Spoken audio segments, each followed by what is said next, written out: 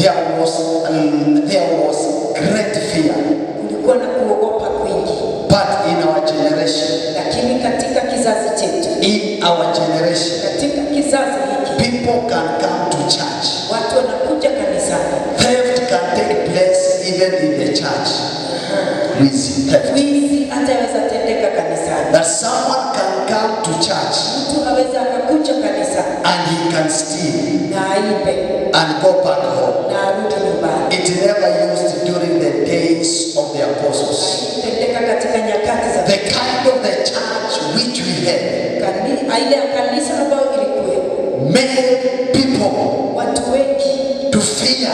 Wakaogopa. To fear God. Kuogopa Mungu. To fear sin. Kuogopa dhambi. And it was walking. The church was walking in the power. Kanisa lilikuwa linatembea kwa nguvu. Although the Bible is saying in the book of Haggai, Biblia inasema katika kitabu cha Hagai, that the glory of the latter church, utukufu wa kanisa la kwanza, it shall be greater than the glory of the former church. Utukufu katika kanisa la mwisho litakuwa. Why is it that we are not seeing the glory of God? Kwa nini hatuoni utukufu wa Mungu? Why is it that we are not experiencing the power of God the way we should? Kwa nini hatushuhudii nguvu za Mungu jinsi tunahitaji? Why is it that people can come to church and they go back home and change without any change which has taken place? Nini watu wanaweza kuja kanisani warudi nyumbani bila mabadiliko yoyote? What is it? Ni kwa nini That people cannot be convicted of their wrongdoings of their wrongdoings or their wickedness? Kwa nini watu hawashawishiwi kwa maovu yao ama dhambi zao? Why is it Ni kwa nini that people can come, watu wanaweza they can attend the service, wakaweza wakahudhuria, they can praise God, waweza wakamsifu Mungu, they can do ABCD, waweza wakafanya hiki na kile, but that person remains unchanged? lakini huyo mtu anabaki jinsi alivyo. The church of God, Kanisa la Mungu, the church of Christ, kanisa la Kristo it needs revival. linahitaji You ufufuo. and me, Wewe nami we need revival. tunahitaji ufufuo. You and me, Wewe na we mimi need to be revived. tunahitaji kufufuliwa. We need to walk in higher dimension. Tunahitaji kuenenda katika njia Like the church of the Acts. kanisa la mitume. I pray that God will help us. Na kwamba Mungu atatusaidia. I pray that God will revive us. Na kwamba Mungu atatufufua. And God will usher us Mungu atatuingiza into new levels and dimensions in this life. katika kiwango na njia mpya katika That we shall walk in power. kwamba tutatembea kwa nguvu. When you meet a sinner, Ukikutana na mwenye dhambi because of the power, kwa sababu ya nguvu, because of the fire of the Holy Ghost, kwa sababu ya nguvu za Roho, they shall be convicted watashawishika of their sin and also of their wrongdoings. kwa dhambi zao na maovu yao. But why is it Lakini ni kwa nini that the church kanisa is serving so many sinners, iko na wadhambi wengi sana, whereby they are unchanged, mahali ambapo hawajabadilika, they are there comfortable, wako pale wametosheka, living in sin, wanaishi katika dhambi, living in whatever they have been doing? wanaishi wakitenda chochote kile. It is because Ni kwa sababu the church kanisa lacks power. inakosa nguvu. We need revival. Tunahitaji ufufuo. You and me, Wewe nami we need revival. tunahitaji ufufuo. Hakikisha yule ambaye ako karibu na wewe halali, na akiwa analala muamshe. Tunapatana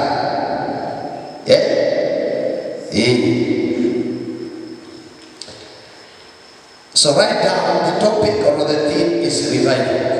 Andika chini, mada yetu ni ufufuo. Revival means Ufufuo kunamaanisha bringing back to life. kurudi tena kwa uhai. It also means to resurrect Pia inamaanisha kufufuka that which had died. kile ambacho kilikuwa kimekufa. Revival means to do what? Ufufuo unamaanisha To bring to life that which had died. kuleta tena kwa uhai kile ambacho kilikuwa kimekufa. It means to resurrect. Inamaanisha kufufua. And anything which needs to be resurrected Na chochote ambacho kinahitajika kufufuliwa is something which has already died. ni kitu ambacho tayari kimekufa. So revival is bringing back. Ufufuo ni kuleta. You cannot bring back something which is alive, Hauwezi ukarudisha kitu tena ambacho kilikuwa hai. but you can bring back something which is already dead. Lakini waweza rudisha kitu ambacho kilikuwa kimekufa kiwe. And that is why we are praying and telling God to revive us in this end time. Na ndiposa tunaomba Mungu, tunamwambia tufufue nyakati hizi za mwisho. It means to bring back to life. Inamaanisha kuleta tena kwa uhai. It means to resurrect Inamaanisha kufufua that which had died. kile ambacho kilikuwa kimekufa. And so we need God in all areas in our Kwa lives. hivyo tunahitaji Mungu kwa maisha yetu yote. We need God to revive us when it comes to reading the word. Tunahitaji Mungu atufufue ikifikia We likizo. need God to revive us Tunahitaji Mungu atufufue when it comes to praying. ikifika ni kuomba. Because so many believers, Sababu waaminio wengi they sana don't pray, hawaombi, they don't read the word. hawasomi neno, What they normally do, kile huwa wanafanya. they will spend 90% of their time Wanatumia 90% ya masaa yao in the social media. katika mtandao. And let me tell you, Na wacha niwaambie, we need revival. tunahitaji We need to be revived tunahitajika from the social media, whereby we have been enslaved and also entangled by the social media. kutokana na mtandao, mahali ambapo tumefanywa utumwa, That someone na kwamba mtu can take hours, anachukua masaa, that a person huyo mtu can go an extra mile anaweza akaenda maili kadhaa and anakopa mpaka panels so that he can remain online in the social media. ndio mabaki kwa mtandao. Someone can go an extra mile Mtu anaweza akaenda maili kadhaa of doing fuliza ya kufuliza in order for him or her to get money ndio aweze kuwa pale kwa to buy the bundles.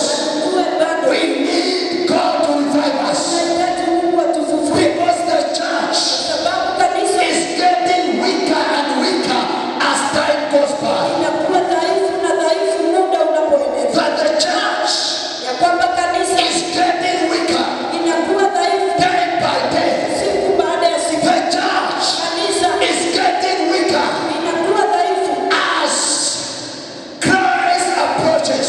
kwa wakati wa Kristo ukikaribia. I pray that God is going to help us. Naomba kwamba Mungu That atakusaidia. God is going to revive you. Mungu atakufufua. That God is going to revive me Mungu atanifufua in this end time. katika nyakati hizi za That mwisho. we shall be the carriers Kwamba tutakuwa watu of God's glory. ya utukufu wa We shall be the carriers tutakuwa watu wa of the power of God. ya utukufu wa Mungu. We shall be the carriers Tutakuwa watu wa of the presence of God ya uwepo wa Mungu in this end time. katika hizi nyakati za mwisho. Write down Andika chini things which hinders revival.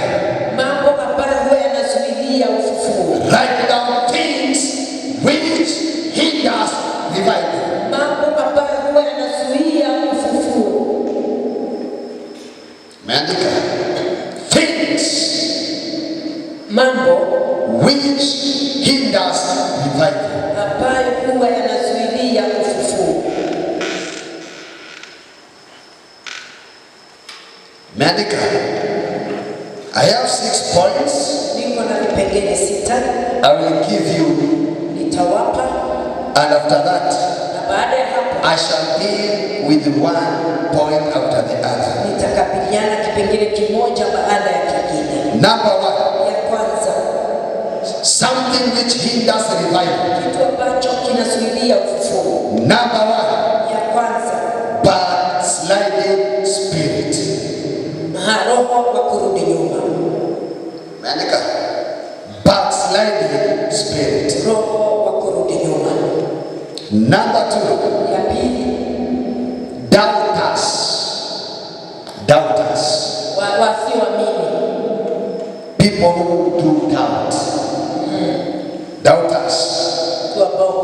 Number 3. Ya tatu, the spirit of criticism or criticizers. Roho wa kutoa makosa.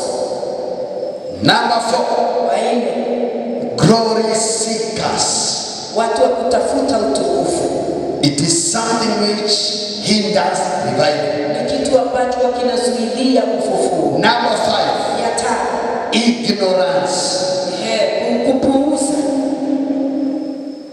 Number 6. Ya sita, sin. dhambi. Sasa hii ndio compound everything. Hii imechukua kila kitu. It has compounded everything. Ndio imegama zote. I just want to deal with point number 1. Nataka kukabiliana na kipengele. Let's read from the book of John chapter 21 verse 1 to 3. Tusome Yohana 21 mstari wa kwanza hadi wa 3. John chapter 21 verse 1 to 3. Yohana 21 tusome mstari wa kwanza hadi wa 3. Baada ya haya Yesu akawatokea tena wanafunzi wake kando ya bahari ya Tiberia. Yeye alijionyesha kwao hivi: Simoni Petro, Tomasi aitwaye Didimasi,